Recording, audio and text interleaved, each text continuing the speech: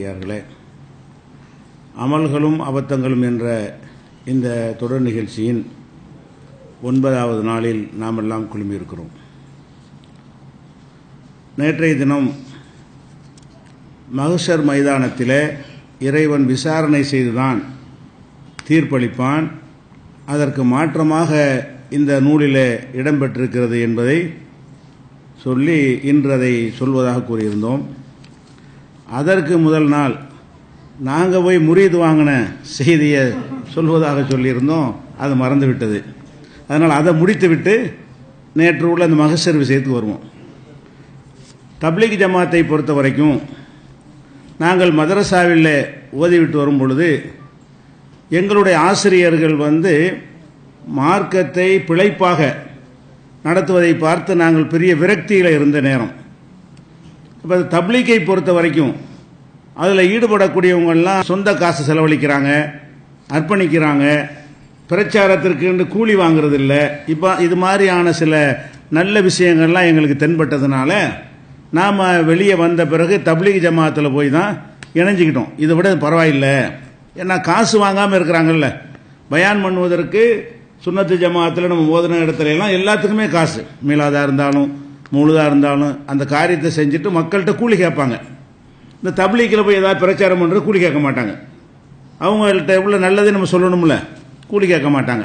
அப்போ கூலி கேட்காதவர்களை பின்பற்றுங்கள்னு எல்லாம் குரானில் சொல்கிறோம். இத்தபியூ மல்லா எஸ்ஆலுக்கும் அலைஹி அஜ்ரா, உங்களிடத்தில் கூலி கேட்காமல் இருக்கிறார்கள் அவர்களை பின்பற்றுங்கள். அதுக்காக கூலி கேட்காத எல்லாத்தையும் பின்பற்றாதீங்க. முகத்ததும் நேர்வழியிலும் இருந்து கொண்டு கூலி கேட்காமல் இருக்கிறார்களே அவர்களை பின்பற்றுங்கள் அல்லாஹ் சொன்னதுனால இவங்க ஒரு மக்கள்கிட்ட காசு கேட்காத சொந்த காசை செலவழிக்கிற ஒரு ஜமாத்தா இருக்குது என்ற ஒரு கோணத்தில் அதில் இணையும் பொழுது அப்போ தான் அதில் உள்ள விதிகள் எங்களுக்கு சொல்கிறாங்க. சாதாரண மக்களாக இருந்தால் கண்டிப்பாக ஒரு சில்லாங்கிறது 40 நாள், ஒரு சில்லாங்கிறது 40 நாள் போகணுமா. அப்போ 40 நாள் போகணும். மௌலவிமார்களாக இருந்தீங்கன்னா நீங்கள் 7 சில்லா போகணும் தொடர்ச்சியாக. அப்போ தான் உங்களுக்கு அந்த நிறைய படித்ததுனால அவ்வளவும் உங்களுக்கு பக்குவத்துக்கு வரும் அப்படின்னு சொன்ன உடனே சரின்னு 7 சில்லா 280 நாள் தப்லீக்கில் போய் என்ன செஞ்சோம், 280 நாள் போகிறோம்னா அப்போ அதில் ஈடுபாடாக தான் இருந்தோம். இன்றைக்கி விமர்சிக்கிறோம் என்று சொன்னால் அதை வெறுத்து அது என்னென்ன தெரியாமலாம் விமர்சிக்கலை. அதில் எந்த அளவுக்கு போனோம்னா கடைசி அது நல்ல வழியாக இருந்தால் அதிலேயே தொடரலாம் என்ற காரணத்துக்காகத்தான் 280 நாள் பாஷை தெரியாத இடத்துக்குலாம் போக முடியுமா? இந்தியாவில் உள்ள முக்காவாசி மாநிலங்களுக்கு போயிருக்கிறோம்.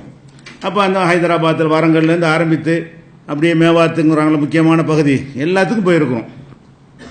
அப்போ 280 நாள் பிரயாணம் பண்ணி போகையில் தான் பல விஷயங்களை நாங்கள் அங்கே கண்டறிய முடிந்தது. என்ன கண்டறிந்தோம்? தப்லீக் ஜமாத்தில் ஈடுபடுகிற கீழே உள்ள மக்கள் எல்லாம் ரொம்ப அர்ப்பணிப்பாக இருக்கிறாங்க. எண்ணம் நல்லதாக இருக்கிறது, அவங்கள சரியான முறையில் கைடு பண்ணாமல் தவறான போதனை பண்ணுறாங்க என்பது அடிப்படை. அதை விளங்கிக்கிட்டோம். அவ்வளோ அர்ப்பணிப்பாக இருக்கிறாங்க. அதாவது மார்க்கத்துக்காக நம்ம தியாகம் செய்யணும், பணத்தை செலவழிக்கணும். இது ஒரு ஜமாத் வந்துருச்சின்னு சொன்னால் வடக்கையெல்லாம் அவ்வளோ பேர் அழைத்து போய் விருந்து கொடுப்பாங்க, கொண்டு வந்து தருவாங்க, சப்ளை பண்ணுவாங்க. அந்த மாதிரியான உபசரணைகள்லாம் ரொம்ப அதிகமாக இருக்கும். பயங்கரமாக சந்தோஷப்படுவாங்க. ஒரு தப்லீக் ஜமாத்து ஒரு ஊரில் இறங்கிருச்சின்னு சொன்னால் அங்கே உள்ள மக்கள் தப்லீக்கில் வேலை செய்யக்கூடியவர்கள்லாம் ரொம்ப மகிழ்ச்சி அடைவாங்க. இப்படியெல்லாம் பார்க்கும் பொழுது நல்ல மக்களாக இருக்கிறார்கள் என்று எங்களுக்கு அதில் ஒரு ஈடுபாடு ஏற்படுகிறது.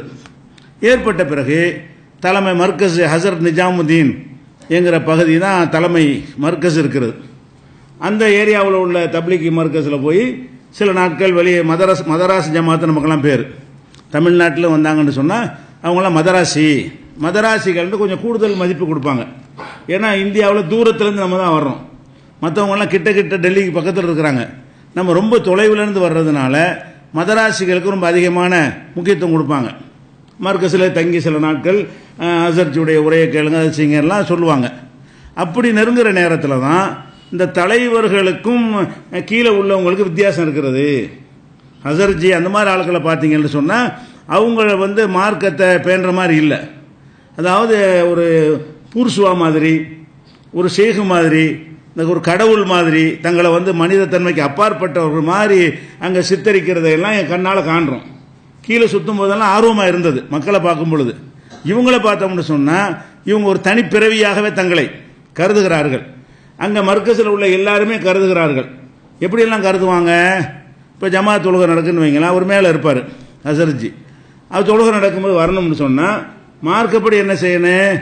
முதல்ல வர்றவங்களுக்கு முதல் சப்பு, ரெண்டாவது வந்தவங்களுக்கு ரெண்டு, அப்படி தான் வர முடியும். எல்லாம் சப்பு நின்று வருவார், எல்லாம் விலைக்கு விடுவாங்க, அசர்ஜி வர்றாங்க, அசர்ஜி வர்றாங்க, அசர்ஜி வர்றாங்க. அவர் லேட்டாக வர்றாரு. லேட்டாக வர்றவர் வந்த இடத்துல நிற்கணும். அசர்ஜி வர்றாரு, முதல் சப்பில் நிற்கிறதுக்கு வர்றாருங்கிறக்கான தொழுவிக்க வந்தாலும் பரவாயில்லை, அவர் தொழுவிக்க மாட்டார். தொழுவிக்கிறதுக்கு வேற இமாம் இருப்பார். தொழுகையில் கலந்து கொள்ள வருவருக்கு முதல் சஃபுடைய மார்க்கத்தின் அந்தஸ்து கிடைக்க வேண்டுமா இருந்தால் அதுக்கு அவர் உழைக்கணும். அதுக்கு மார்க் அசாபிக்கூன், முந்தினவங்க, இதான் நம்முடைய மார்க்கத்தின் அடிப்படை. இதை சாதாரண ஒரு அரசியல்வாதிகள் கூட கடைப்பிடிப்பாங்க. நீங்கள் டெல்லி ஜும்மா மசூதியில் பார்த்தீங்கன்னு சொன்னால் ஃபஹ்ருத்தீன் அலி அஹமது ஜனாதிபதியாக இருந்தார், இந்தியாவுடைய ஜனாதிபதி. பெருநாள் தொழுகை லேட் ஆகிடுச்சு, ரோட்டில் நின்றார். ஜனாதிபதி வர்றாருன்னு உள்ள யாரும் விடவே இல்லை. ஒரு அரசியல்வாதியை வழங்கியிருந்தார், பொதுமக்கள் வழங்கியிருந்தாங்க. அப்போ அவர் முதல்ல போய் நிற்கணும், முதல் வருஷம் அவருக்கு வேணுமா இருந்தால் அவர் முதல்ல வரணும். இவர் முதல்ல வராமல் பல தொழுகைகளை பார்த்தோம், அவர் தாமதமாக வருவார், எல்லாம் வெயிட் பண்ணுவாங்க, எல்லாரையும் விலக்கி விடுவார்கள். அப்போ இதெல்லாம் கீழே நல்லா இருக்கிறாங்க, மேலே சரியில்லையே, இவர்கள் தங்களை ஒரு கடவுள் மாதிரி இல்லை மக்கள்கிட்ட சித்தரிக்கிறாங்க என்ற மாதிரியான ஒரு தோரணை. அதுக்கப்புறம் அசர்ஜியை சந்திக்கிற வாய்ப்பு, அந்தந்த ஜமாத்தை கூப்பிட்டு சந்திக்கிறதுக்கு வாய்ப்பு கொடுப்பாங்க. அப்போ சந்திப்பதற்காக நாங்கள் அசர்ஜியுடைய ரூமுக்கு போனால் ஒருவர் சந்திக்க நம்ம அழைத்து கூப்பிட்றாங்கன்னு சொன்னால் நம்மளையும் அதே மாதிரி அவங்கள மாதிரி மரியாதை கொடுக்கணும். ரசூல் ஸல்லல்லாஹு அலைஹி வஸல்லம் அந்த மாதிரி தான் எல்லாரையும் சமமாக நடத்தியிருக்கிறாங்க. சந்திக்க போனோம்னு சொன்னால் அதாவது அங்கே அவர் உட்காருக்கு மட்டும்தான் அங்கே இதை குஷன் போட்டு வச்சுருக்கோம், அவர் மட்டும்தான் உட்காந்துருப்பார், மற்றவங்களும் நிற்கணும். நீ 10 பேர் 20 பேரை சந்திக்கிறீங்கன்னு சொன்னால் அந்த 10 பேர் 20 பேரையும் உட்கார்வதற்குரிய ஏற்பாடு செஞ்சு கொடுத்தா தான் அது மரியாதை கொடுக்குறேன்னு அர்த்தம். நம்ம போன அவராவது கீழே உட்காந்து அவர் நின்றுக்கிறோம், இல்லாட்டி ஒரு சீட்டு தான் இருந்துச்சுன்னு சொன்னால் அவர் நின்றுட்டு வாங்கன்னு சொல்லி நம்ம நின்றுக்கிட்டு பேசிகிட்டு இருக்கணும். அப்போ இருக்கிறது ஒரு சீட்டு போட முடியும், ஒரு சின்ன இடத்துல இருக்கணும், அவர்கிட்ட இருக்கிற ஒரு சீட்டு அப்படியும் கிடையாது. அசர்ஜிக்குன்னு ஒரு குஷனை போட்டு அவர் எல்லாரும் சந்திக்கும் போது நம்மளை அடிமை மாதிரி நிற்கணும், அவர் எஜமான் மாதிரி இருப்பார், முடியாத போது தளர்ந்து போய் அப்படியான ஒரு இது அது ஒரு கணக்கு.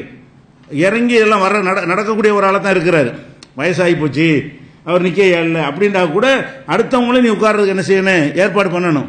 எந்த அளவுக்குன்னா ரசூல் ஸல்லல்லாஹு அலைஹி வஸல்லம் ஒரு நாள் தொழுவிக்கிறாங்க, உடம்பு சரியில்லை, அதனால கீழே விழுந்து காலு சுலுக்கிக்கிருச்சு. அப்போ உட்கார்ந்து தொழுவிக்கிறாங்க. அப்போ உட்கார்ந்து தொழுதவன என்ன செய்கிறாங்கன்னு கேட்டால் சஹாபாக்கெல்லாம் நிற்கிறாங்க.